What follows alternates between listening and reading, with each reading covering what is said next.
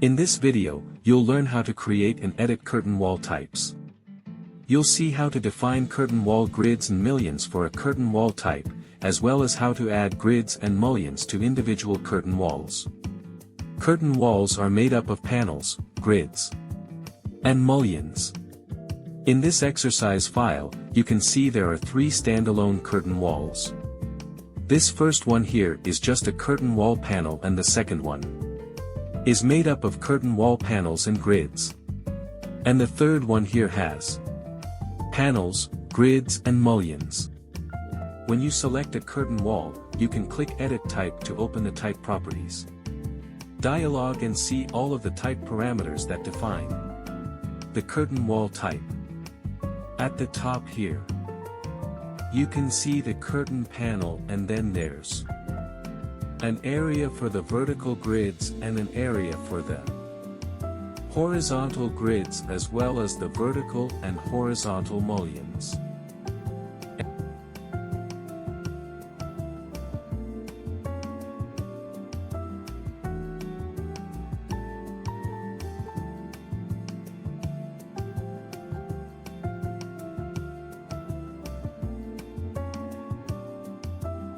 To create a new curtain wall type, you can duplicate an existing one.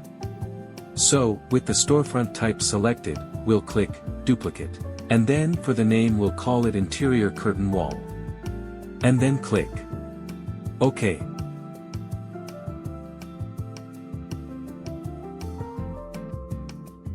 And now we can adjust these type parameters to define our new curtain wall type.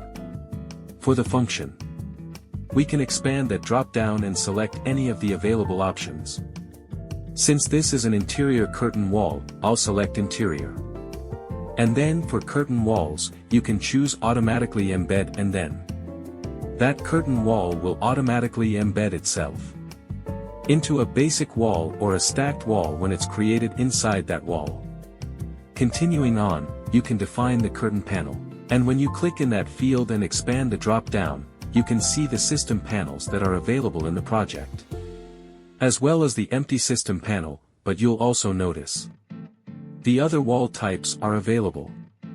So all of the basic wall types, as well as the curtain wall types and any stacked wall types that you have. So you can get very complex in your curtain wall definitions. For this example, we'll leave it set to the glazed system panel. And then the joint condition can be specified. And there are a few options there, such as vertical grid, continuous, horizontal grid continuous, or the border and vertical grid or border and horizontal grid.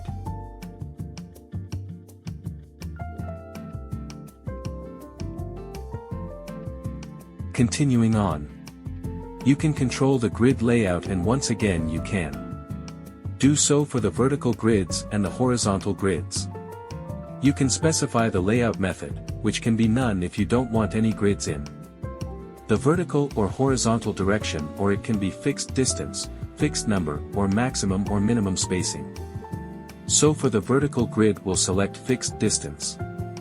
And then you can set the spacing. So I change this to 1000 mm. Then our grids will be a fixed distance, and that distance will be 3 feet for the horizontal grids. I will select fixed number, and what I do, you can see that the spacing is unavailable. And then what happens is that you can actually control the number for in the instance properties for that wall, which we'll look at in just a second.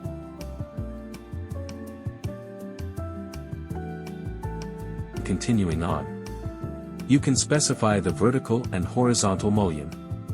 And you can do so by specifying the interior type, where you can select one of the options here based on the mullion families that have been created in the project.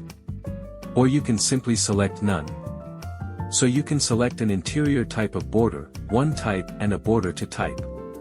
And that's for both the vertical and horizontal mullions. And then just to wrap up, there are identity data for curtain walls. I'm going to click OK.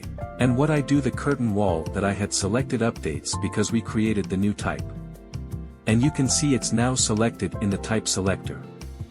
And we'll take a look at a few of the options here. In terms of the instance parameters. For the vertical grid, you can see the number is unavailable, and that's because the vertical grids are set to a fixed distance that we specified in the type properties. But we can adjust the justification. And that can be beginning, end, or center.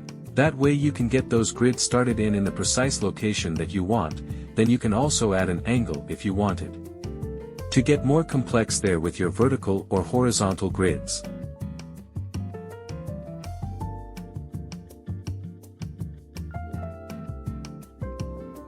For the horizontal grid, the number parameter is available because we set it to fixed number in our type properties. So if I change that to 4, you can now see that there are 4 horizontal grids.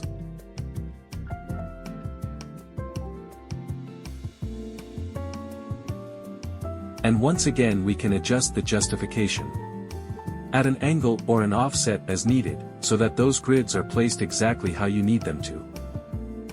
Alright, so that is how you can control the grids and mullions for a curtain wall type. But then you can also add them manually. On the Architecture tab in the Build panel, you can see there is a curtain grid tool as well as a mullion tool. Click Curtain Grid, and then you can see 3 placement options on the Contextual tab here. With all segments selected, I can simply click. To place a grid line, I'll place a couple of vertical and a couple of horizontal. If I select one segment, then I can just create it in one segment in between existing grids, placed another one there. And then all except picked. What happens there is you can select a location. And then that line will turn red, and you can simply click in one of the segments and it will become dashed, and then when you click modify, then the grids will be placed in all of the segments except the one that you had picked. You can always select a grid afterwards and then adjust the distance, using those temporary dimensions as needed.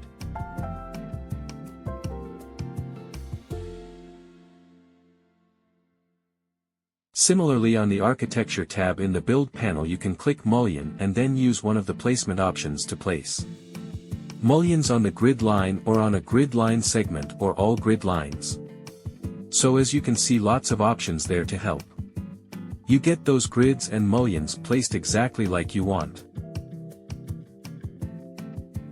Please like and subscribe to our channel. Thank you.